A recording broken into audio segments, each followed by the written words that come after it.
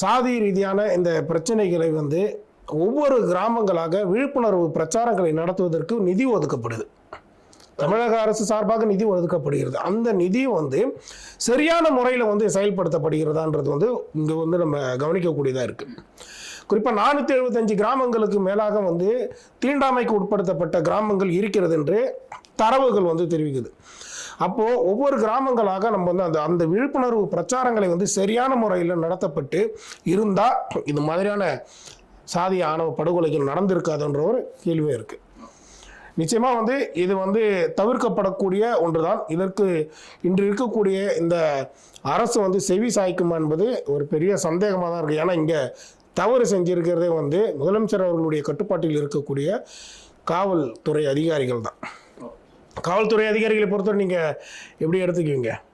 பாதுகாப்பு கொடுக்க வேண்டிய இடத்துல பாதுகாப்பு கொடுக்க வேண்டியவர்களே கொலை செய்யக்கூடிய வகையில் தன்னுடைய மகனை வந்து தூண்டி இருக்கிறது வந்து இங்கே ரொம்ப கவலை அளிக்கக்கூடியதாக இருக்குது.